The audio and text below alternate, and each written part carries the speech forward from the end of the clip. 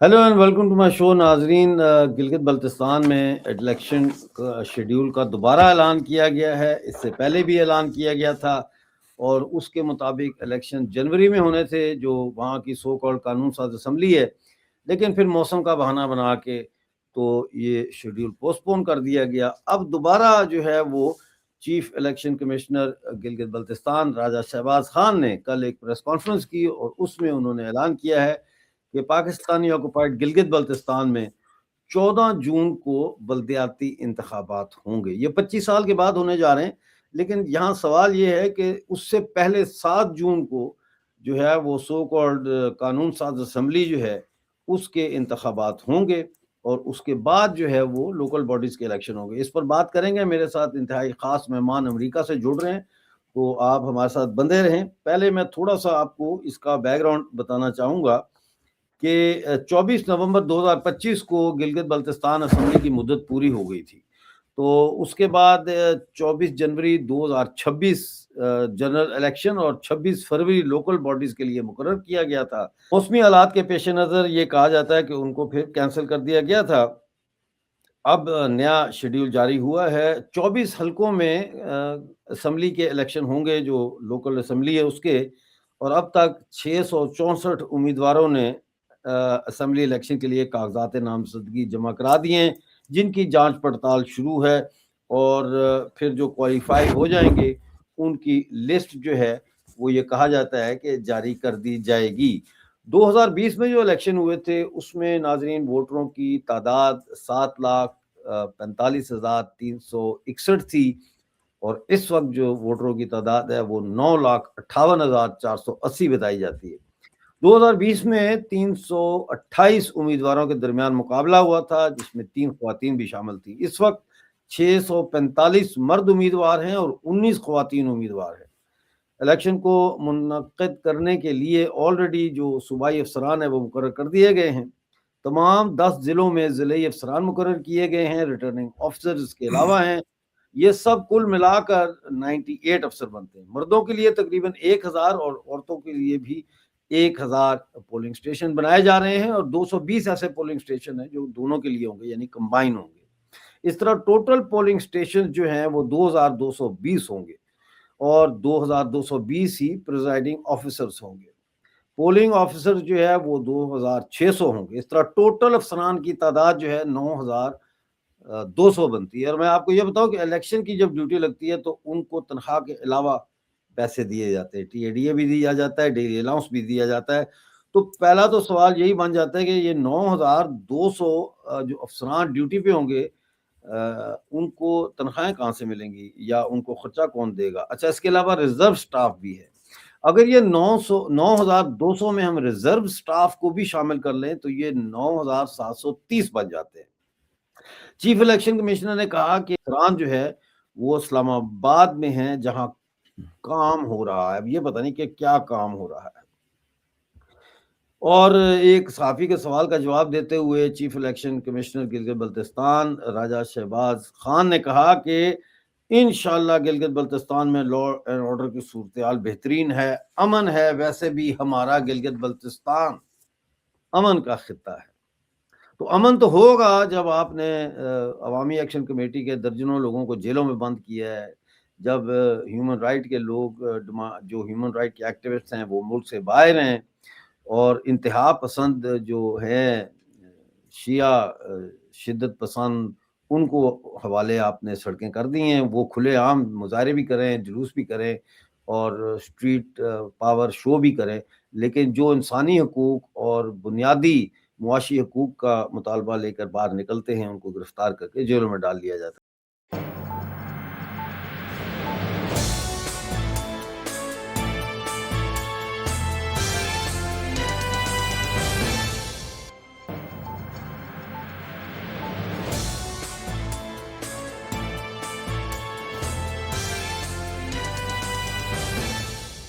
तो मैं अब जोड़ लेता हूँ, मेरे साथ आपके जाने पहचाने संगे सैरंग जी हैं। ये इनका ताल्लुक गिलगित बल्तिस्तान से है। बहुत आपका शुक्रिया कि आपने आज बहुत वक्त। बहुत शुक्रिया डॉक्टर साहब, बहुत बहुत शुक्रिया।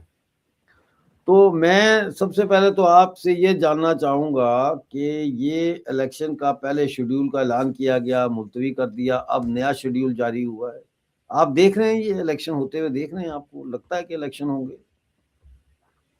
دیکھیے جو ملک کے حالات ہیں، معاشی حالات ہیں، سیاسی حالات ہیں، اندرونی طور پر ایک بہت بڑا ان کو چیلنج ہے بلوچستان کے اندر، ان کو چیلنج ہے KPK کے اندر، پھر عمران خان کی پارٹی کی طرف سے چیلنج ہے، اور ایک نیا چیلنج کھڑا ہوا ہے شیعہ کمیونٹی کی طرف سے۔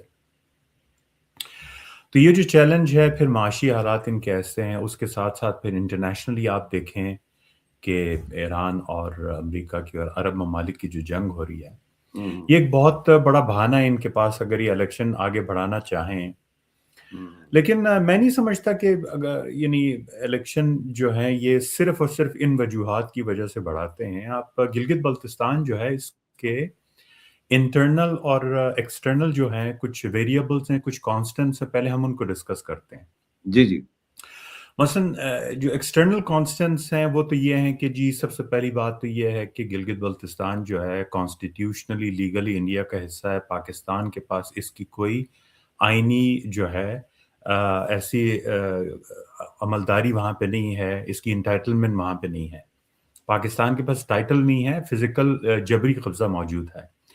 دوسرا اس کا ایشو یہ ہے کہ اس کی جغرافی ایسی ہے کہ اس کے بغیر چائنا تک رسائی پاکستان کی ہے نہیں۔ تو آپ ایسے دیکھیں کہ ایک ایسا علاقہ جو پاکستان کا اپنا نہیں ہے، وہ پاکستان کے سب سے امپورٹنٹ ایلائی کے ساتھ کنیکٹ کرنے کے لیے یہ جو ہے نا ناگزیر ہے۔ پھر اس میں آپ دیکھیں اس کی ڈیموگرافی ہے، جیسے بھی آپ نے شیعوں کا ذکر کیا، شیعہ کمیونٹی جو ہے، اسماعیلی کمیونٹی ہے، نور بخشی ہیں، یہ پاکستان میں موجود نہیں ہے یہ کمیونٹی، اور ان کی وہاں پر اکثریت ہے۔ تو پاکستان کی جو ایجنسیاں ہوتی ہیں، پاکستان کے اپنے جو دوسرے صوبے ہوتے ہیں آئینی، وہاں پر جن کمیونٹی کے ساتھ کھل کے کام کر سکتی ہے، گلگت بلتستان میں ڈیموگرافی تبدیل ہونے کی وجہ سے ان کو چیلنجز تھوڑے زیادہ آتے ہیں۔ تو آئینی حیثیت کا کمزور ہونا یا ناپید ہونا، اس کے ساتھ ڈیموگرافی صحیح نہ ہونا، پھر اس کے ساتھ ساتھ آپ یہ دیکھیں کہ وہاں پر ایک آزادی کی تحریک چل رہی ہے۔ اس وقت ہم بڑے کمفرٹیبلی کہہ سکتے ہیں کہ 50 to 60% جو پاپولیشن ہے وہ پاکستان کے ساتھ نہیں رہنا چاہتی۔ پھر چائنا کے ساتھ یہ واحد اس کا راستہ ہونا، یہ تمام جو عوامل ہیں، یہ کانسٹنٹ فیکٹرز ہیں، ہر الیکشن میں ہوتے ہیں۔ تو اس کے لیے پھر پاکستان کے باقی علاقوں کی نسبت یہاں مینیپولیشن ISI کو زیادہ کرنی پڑتی ہے۔ ان کو انشور کرنا پڑتا ہے کہ یہاں پر صرف اور صرف وہی جیتے جو پاکستان کے یہاں پر جو موجودگی ہے، غیر قانونی غیر آئینی موجودگی ہے، اس کو وہ آگے سے انٹرٹین کرے اور اس کو سپورٹ کرے۔ یہ بہت امپورٹنٹ ہوتا ہے۔ تو اس کی وجہ سے الیکشنز جو ہوتے ہیں ان کی تاریخ دی جاتی ہے، پھر درمیان میں ISI جو ہے اپنی مینیپولیشن سٹارٹ کرتی ہے، اور پھر ایسے کینڈیڈیٹس جو آگے سے گارنٹیز دے سکتے ہیں، پھر ظاہر ان کی جیتنے کے عوامل بنائے جاتے ہیں۔ جن کو ہرانا ہوتا ہے ان کے حلقوں میں آپ دیکھیں 5-6 جو ہے نا انڈیپینڈنٹ کینڈیڈیٹ کھڑے کر دیے جاتے ہیں، 500 400 ووٹ اس طرح بانٹ کر آپس میں بڑھ جاتے ہیں اور توڑ دیے جاتے ہیں، پھر جس کو ہرانا ہو تو اس کو ہرایا جاتا ہے۔ تو اس دفعہ جو نئے ویریبلز آئے ہیں اس میں ایک تو شیعہ کمیونٹی کا انتہائی غصے میں ہونا ہے، اور دوسرا جو ایشو ہے وہ عمران خان کی پارٹی کا ہے۔ شیعہ کمیونٹی جو ہے وہ کسی صورت بھی جو عربوں کے ساتھ ریلیشن شپ ہے، یعنی اس وقت اگر پاکستان کی فوجیں اس ایران امریکہ کی جنگ میں اگر کہیں پر اتری ہیں تو سعودی عرب میں اتری ہیں، اور وہاں پر ایسٹرن جو کوسٹ ہے ان کا وہاں پر ہے۔ تو سعودی عرب میں ظاہر ہے وہ اگر لڑیں گی تو کس سے لڑیں گی؟ ایران سے ہی لڑیں گی، اور کس سے لڑنے کے لیے وہاں پر بھیجا گیا ہے؟ اسرائیل اور عربوں کے تو آپس میں اچھے تعلقات ہیں، اور اس میں ان کے آپس میں لڑائی کی کوئی گنجائش بھی نہیں ہے۔ تو یہ سارے جو عوامل ہیں اس دفعہ ان کے لیے بہت بڑے چیلنجز ہیں۔ پھر جیسے کہ ابھی ہم نے کہا معیشت ان کی بہت کمزور ہے، کسی سے 2-3 بلین لیتے ہیں، کسی اور کو پکڑا دیتے ہیں، اس سے لیتے ہیں کسی اور کو پکڑا دیتے ہیں، ان کے اپنے پاس ریزرو جو ہیں بینک میں ہے ہی نہیں ہے۔ آپ دیکھیں دنیا کا یہ وہ ملک ہے جس کی 25-26 کروڑ یعنی کہ 260 ملین تک اس کی آبادی ہو چکی ہے۔ اس کے پاس کہنے کو کلیم کیا جاتا ہے کہ اس کے پاس نیوکلیئر ویپنز ہیں، یہ دنیا کی ایک بہت بڑی جو ہے نا طاقت ہے۔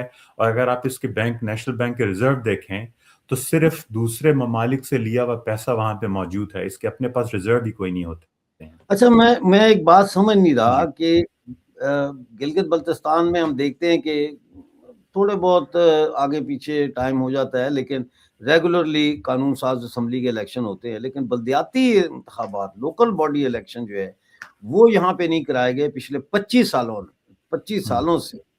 تو اس کی کیا وجہ ہے کہ لوکل باڈیز کو امپاور نہیں کرنا چاہتے یا یہ ڈرتے ہیں کسی چیز سے؟ نہیں، آپ دیکھیں نا، یہ جو اسمبلی ہوتی ہے اس کی نوعیت دیکھیں، اس کا فنکشن کیا ہے، اور بلدیاتی اداروں کا فنکشن کیا ہے، یہ دیکھنا چاہیے کہ اسمبلی جو ہوتی ہے اس میں انہوں نے 25 لوگ بٹھانے ہیں، ان کو مینیپولیٹ کرنا، ان کو اپنی مرضی سے لانا، ان کے ہاتھ میں پیسے دینا اور پھر اس سے کراؤڈ کنٹرول کرنا بہت ایزی ہوتا ہے. آپ کسی کو 5-6 کروڑ دے دیں تو اپنے حلقے میں بڑے آرام سے کراؤڈ کنٹرول کر سکتے ہیں. اگر آپ گراس روٹ لیول پہ لوگوں کے امپاور کرنا شروع کر دیں گے، اور اس وقت جب کہ حالات ایسے ہیں جیسے کہ آپ اور میں یہ مانتے ہیں، اور گلگت بلتستان کے اندر میجورٹی لوگ مانتی ہے کہ اس وقت 50-60% سے زیادہ لوگ کسی صورت پاکستان سے رہنا نہیں چاہتے ہیں. اگر آپ گراس روٹ کو امپاور کریں گے، ان کے ہاتھ میں فنڈز دینے پڑتے ہیں جب آپ بلدیاتی انتخابات کراتے ہیں، ضلع کونسل کے انتخابات ہوتے ہیں، پھر یونین کونسل ہوتی ہے، تحصیل لیول پہ آپ کو فنڈنگ ہوتی ہے، یہ سارے ایسے لوگوں کے ہاتھ میں چلے جاتے ہیں جن کو ISI مکمل طور پہ مینیپولیٹ نہیں کر سکتی ہے. اور وہاں سے جب آپ کسی کو فائنینشلی امپاور کرتے ہیں تو وہ پھر اپنے گرد ایک ایسا حلقہ بناتا ہے جو آپ کے ساتھ ساتھ ان میں شعور ہوتا ہے اور ان کی آواز اونچی ہو جاتی ہے، پھر ISI کے لیے بہت شرمندگی کے باعث ہو سکتی ہے. تو اسی لیے یہ لوگ بہانے بنا کر گراس روٹ لیول پہ امپاورمنٹ کسی صورت نہیں کرانا چاہتے ہیں. وہ چاہتے ہیں کہ 25 لوگ اوپر جو ہے نا ان کو کنٹرول کیا جا سکے، اپنا ماؤتھ پیس بنایا جا سکے، اور ان کے تھرو جو ہے نا 4-5 سال اس طرح گزارے جائیں. 1 سال ہی گزار دیں گے یہ جو انٹرم گورنمنٹ ہوتی ہے اس کے ذریعے، تو اس طریقے سے وقت پاس کرتے ہیں. تو میں نہیں سمجھتا کہ گراس روٹ الیکشن جو ہیں ان کی یہ تاریخ دیتے رہتے ہیں. ہو سکتا ہے اس دفعہ پھر یہ ایران کا بہانہ بنا کے یا معیشت کا بہانہ بنا کر اس کو ٹالنے کی کوشش کر سکتے ہیں. سر یہ سمجھ نہیں آتی کہ آپ نے اگر الیکشن ہی کرانا ہے تو آپ ڈبل خرچہ کیوں کر رہے ہیں؟ ہم عام طور پہ پاکستان میں بھی اور POJK میں بھی اب دیکھ رہے ہیں، گلگت بلتستان کا تو مجھے نہیں پتا، لیکن یہ ہو رہا ہے کہ اگر 2 بھائیوں کی شادی ہو تو وہ کہتے ہیں یار ایک ہی دن تاریخ رکھ لیتے ہیں تاکہ وہ 2 کھانوں کا خرچہ بچ جائے. تو یہ کہہ رہے ہیں کہ ہم نے 7 تاریخ کو جو ہے وہ کرانے ہیں قانون ساز اسمبلی کے الیکشن، اور پھر 14 جون کو ہم نے کرانے ہیں بلدیاتی انتخابات. تو یہ کیوں علیحدہ کر کے کیوں کر رہے ہیں؟ اس کو ایک ہی دن کریں، ایک ہی 2 بیلٹ پیپر ایک ہی دن ہو، اور ایک ہی دن وہ 9000 سے زیادہ جو 9730 یا 40 پولنگ ایجنٹ وغیرہ اور ریزرو سٹاف ہے اس کا بھی خرچہ ایک ہی دن کا ہو، سیکیورٹی والوں کا بھی خرچہ ایک ہی دن کا ہو. تو یہ ایسا کیوں کر رہے ہیں؟ یہ آپ کیسے دیکھ رہے ہیں؟ دیکھیں، اس میں پاکستان میں جو پولیٹیکل پیرامڈ ہے اس کو سمجھنے کی ضرورت ہے کہ سب سے اوپر قومی اسمبلی کے الیکشن کراتے ہیں، اس میں جو ان کا اپنی مرضی کا وزیر اعظم آ جاتا ہے، پھر اس کے بعد یہ کہتے ہیں کہ اب ہم جائیں گے گلگت بلتستان اور میرپور مظفر آباد کی طرف. تو اسلام آباد میں جس کو جتایا ہوتا ہے پھر اس کے جیتنے کے چانسز زیادہ ہوتے ہیں. پھر اس کے بعد اسی پیرامڈ کو آپ نیچے اور اگر اس کو منتقل کریں تو جو گلگت میں جیت جائے گا ان کی مرضی کا، پھر اس کا انفلوئنس بہت زیادہ ہوگا، تو وہ نیچے سے پھر بلدیاتی اداروں میں اگر الیکشن ہو جائیں تو اپنی مرضی کے لوگ لا سکتے ہیں. تو اس طریقے سے جو کامپرس لوگ ہیں، پروگریسو لوگ ہیں، ان کو کنٹرول کرنا آسان ہو سکتا ہے. تو میں تو یہ سمجھتا ہوں کہ سارا کا سارا جو ہے نا یہ ایک کنٹرول میکانزم ہوتا ہے جس کو استعمال کرتی ہے ISI.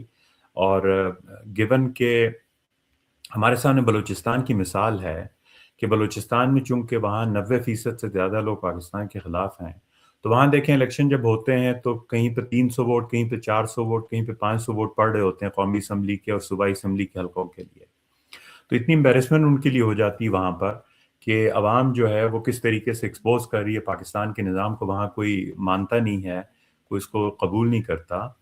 یہ سچویشن گلگت بلتستان میں آئندہ دنوں میں ہو سکتی ہے عمران خان کی وجہ سے، اور ایران کی وجہ کے، اور عرب کے جو کی وجہ سے جو وہاں پر بہت زیادہ غصے میں ہیں.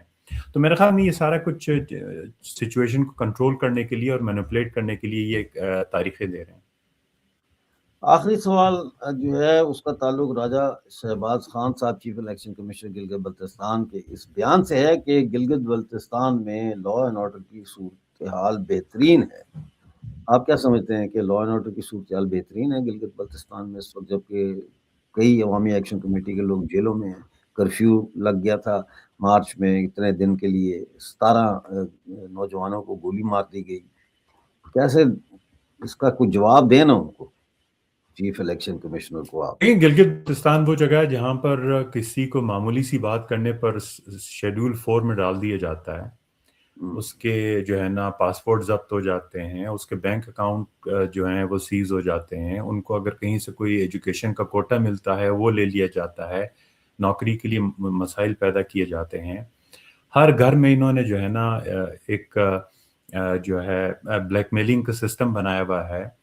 تو اگر یہ لوگ ان کے قابو میں ہوتے اور امن و امان ان کا چل رہا ہوتا تو وہاں پہ اتنی بری طریقے سے کلونیل سسٹم جو کہ 70 سال پہلے دنیا میں ختم ہو گیا تھا وہ ابھی تک گلگت بلتستان میں کیوں چل رہا ہے؟ تو کلونیل سسٹم چل رہا ہے. یہ لوگ ڈرتے ہیں کہ ان کو اگر آئینی حقوق دے دیے جائیں تو یہ ہمارے خلاف, ہمارے آئین کو استعمال کر کے ہمارے خلاف کھڑے ہو جائیں گے. آئینی حقوق اسی لیے نہیں دیتے کیونکہ مقامی لوگوں سے ڈرتے ہیں.